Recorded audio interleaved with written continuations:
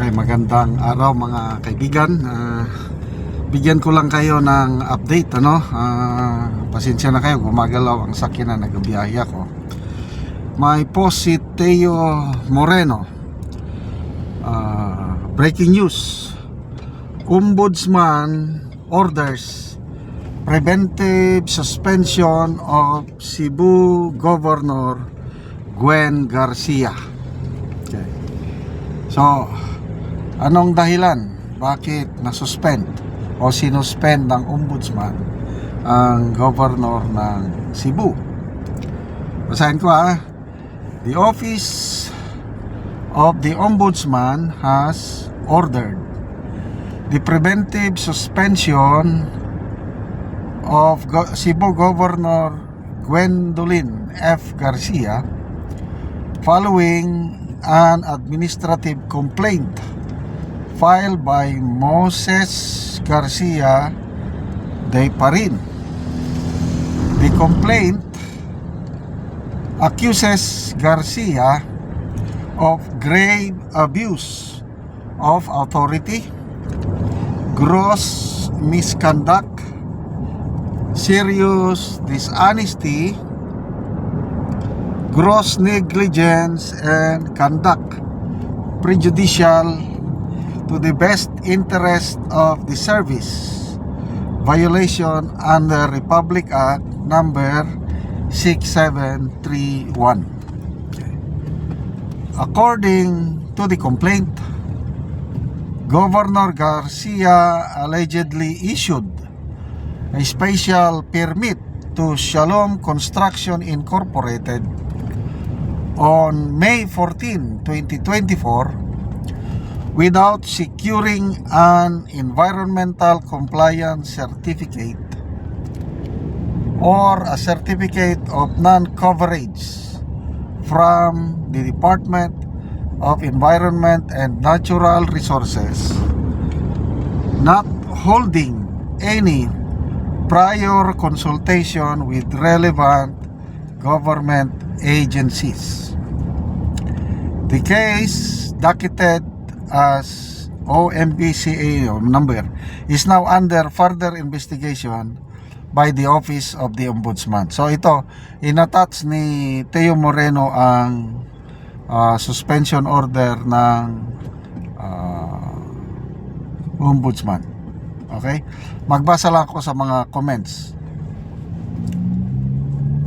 Sky Carl, sabi, agoy, impas ang wakwak nga maas. I don't know, sinong sinasabing tinutukoy na wakwak? Ang wakwak po sa Bisaya, parang, ano man yung wakwak? Yung, nakalimutan ko na wakwak. Parang mangkukulam, wakwak. Okay. Ben Enad, Maudi ay Governor Garcia, hahaha, Nami Rizzi. Norman Floranda, good job, Ombudsman. Okay, talagang ito, personal observation ko lang ito Ang Ombudsman is very independent. Hindi tinitignan politika man tratrabaho lang. Talagang mataas ang respeto ko sa ombudsman. Trabaho lang. So ito, administration candidate itong Garcia, ay wala silang magawa dahil independent commission ang ang ombudsman. Hindi mo pwedeng diktahan si Ombudsman Martires. Okay? So ito, sabi Fernandez Joseph, 20 pesos per kilo po. So, alam ko, ang may idea sa 20 pesos per kilong bigas na ibebenta ngayong panahon ng eleksyon, ang isa sa nag-recommend nito ay si Governor Garcia. So, I don't know how will it be implemented ngayon na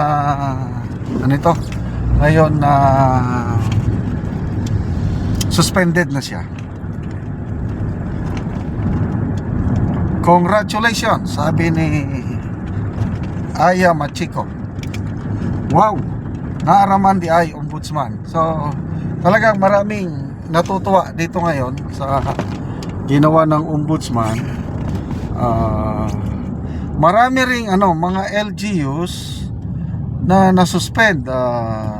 Saan ba ito I think sa Marikina, yung kung saan tumatakbong mayor si Congresswoman Stella Kimbo. Nabasa ko na suspended yung mayor at mga sangguniang bayan ata ng Marikina. Saan pa yung ibang may suspension? Okay. So again, congratulations sa ombudsman. I hope na maimbestigahan ito ng maigi. Kung walang ginawang kamalian, di okay lang, ibalik. Kailang, ano sa tingin nyo? Mananalo ba si Governor Garcia? Tingin ko malakas pa rin siya. Kailang, to be sure, para mas lalong makuha ang boto, kaya in-implement nila yung 20 pesos per kilo na bigas. Ang problema lang sa 20 pesos per kilo na bigas, halatado ang timing. Hindi mo na maluloko ang taong bayan ngayon na para magpasalamat ang mga tao makabili ng murang bigas dahil tig 20 itiniming sa eleksyon. Maro na ang mga tao ngayon.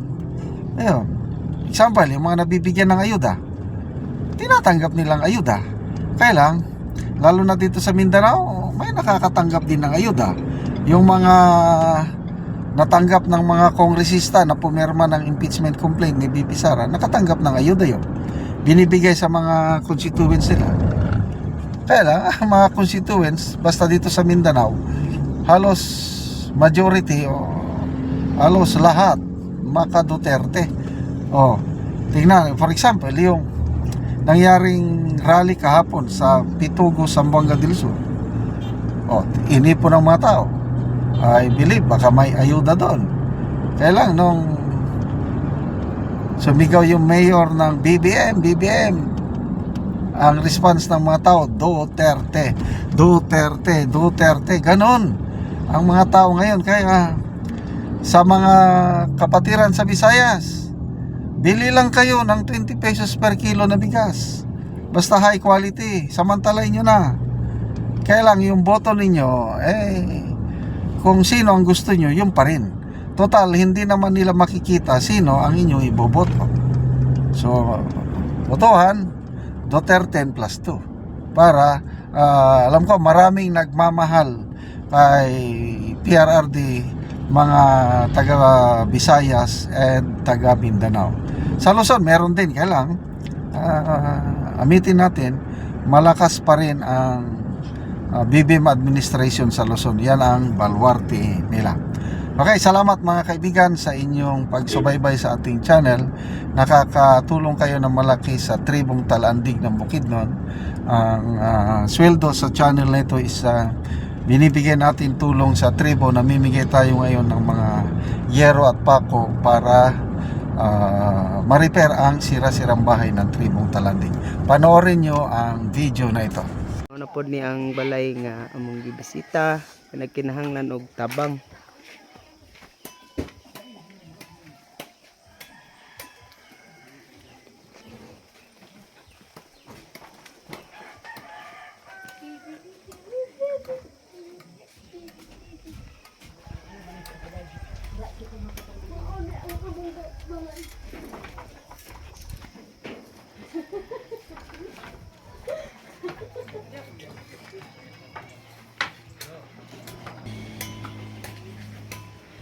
Ayo, Uncle.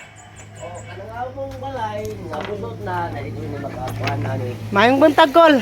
Okay.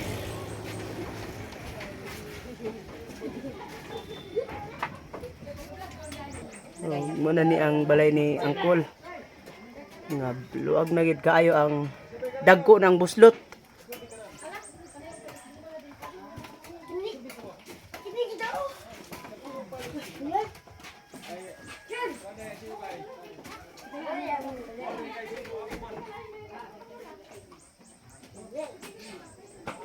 Karon ante, pila na ni Ugol? Pila na ni katuig ang inyong balay? 30 ni. 30 na ni katuig. Mure ngay nani nang itsura. Ante karon manguha na mo angkol, manguha na mo kahoy nga Sige, manguha mi. tagaan na mo sen lansang pako plinsen. O kan manguha ni. Oo. Bang. Salamat. O kan mga kan mo Ginoo tabangan mi. Oo, kol matabangan na mo. Salamat sa video. Tabangan. Nakagatot may Tabangan. Oo. matabangan. Oo. Oh, salamat po kayo ante.